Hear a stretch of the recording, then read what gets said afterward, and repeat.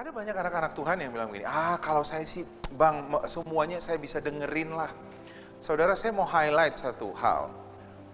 Ada banyak orang yang bilang, saya mau dengerin Grace, saya mau mendengarkan khotbah Grace dan khotbah yang lain, motivasi, khotbah hukum Taurat. It's okay lah, semuanya saya tampung aja. No, saudara. Kamu pun mendengarkan harus hati-hati. Sama seperti kalau kamu mengasih anakmu makan, kamu harus memilah makanannya. Jangan sampai ada duri, jangan sampai ada sesuatu yang tidak baik. Benar nggak kalau kamu memberi makan kepada bayi? Begitu juga ketika kamu mendengarkan firman Tuhan. Grace dan hukum Taurat tidak bisa disamakan. Di dalam Kisah Para Rasul diceritakan bagaimana Ananias dan Safira mati. Lalu orang berkata begini, loh kok mereka bisa mati bang?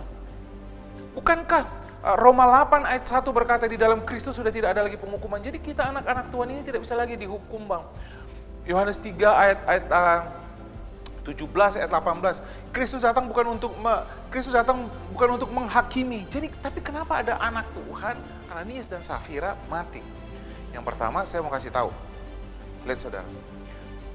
Ananias dan Safira bukan anak Tuhan. Saudara bisa perhatikan. Kisah Para Rasul 5 ayat 1 dikatakan begini.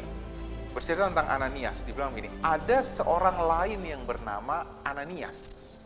Ia beserta istrinya Safira menjual sebidang tanah.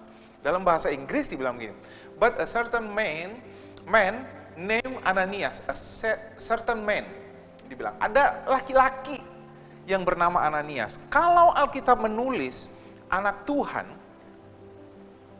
saya kasih contoh di Kisah Para Rasul 9 ayat 10, namanya Ananias juga, tapi Alkitab itu selalu bilang begini, di Damsyik ada seorang murid Tuhan bernama Ananias. Dalam bahasa Inggris, and there was a certain disciple at Damascus named Ananias. Dikatakan certain disciple. Berbeda dengan Kisah Para Rasul 5. Jadi Ananias yang di sini bukan anak Tuhan. Karena kalau Alkitab selalu menulis tentang anak Tuhan, dia selalu bilang seorang murid Tuhan. A certain disciples. Selalu dikatakan dimulai dengan kata-kata yang sama. Saudara bisa cek di Alkitab saudara. Jadi Ananias dan Safira bukan anak Tuhan. Kenapa mereka mati pada saat itu? Bukan anak Tuhan. Tapi saya mau kasih tahu sama saudara, ada hal yang penting. Ananias itu berasal dari kata Hananiah. Artinya the grace of God, Yahweh. Kasih karunia Tuhan. Safir adalah batu safir, lambang dari hukum Taurat. Karena dua batu loh itu ditulis Tuhan pakai tangannya di atas batu safir. Di Keluaran 24 ayat 9 dikatakan begini, naiklah Musa dan Harun, Nadab, Abihu dan 70 orang dari tua-tua Israel. Lalu mereka melihat Allah Israel, kakinya berjejak pada suatu yang nubuat, buatannya seperti lantai dari batu nilam, dan yang terangnya seperti langit yang cerah. Saudara perhatikan, kata nilam di situ adalah safir. Jadi Ananias adalah lambang, artinya adalah kasih karunia Tuhan. Safir adalah lambang dari hukum Taurat. Ketika kamu combine, mati. Perhatikan baik-baik, mati. Saya dengar bang tentang grace, tapi saya juga dapat makanan dari tempat lain. Hey. 1 Yohanes 4 ayat 17. Dalam hal inilah kasih Allah sempurna di dalam kita. Jikalau pada saat datang hari penghakiman, kamu masih berpikir sama seperti Kristus di dunia ini dikasihi, seperti itulah aku. 1 Yohanes 4 ayat 17. Nah, kamu gak saudara?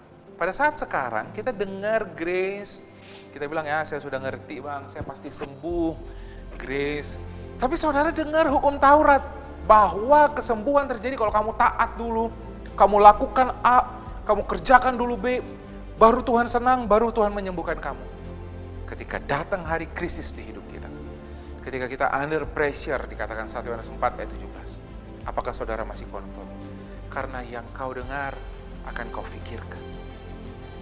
Iblis akan pakai apa yang kau dengar. Perhatikan baik-baik. Iblis itu nggak bisa menyerang kita dengan apa yang kita tidak tahu. Saya kasih contoh.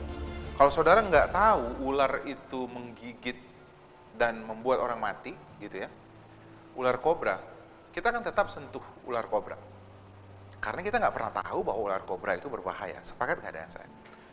Begitu juga dengan pengetahuan yang salah hukum Taurat. kalau saudara dengar, itu semua disimpan di dalam pikiran kita, apa yang dilakukan? Iblis akan pakai apa yang kau dengar untuk menyerang kau balik. Jadi berhati-hati dengan apa yang kau dengarkan. Berhati-hati dengan apa yang kau nyanyikan, lagu-lagu yang kau nyanyikan. Karena iblis tidak bisa menyerang kamu dari yang tidak kamu tahu. Dia serang kamu dari apa yang pernah kau dengar.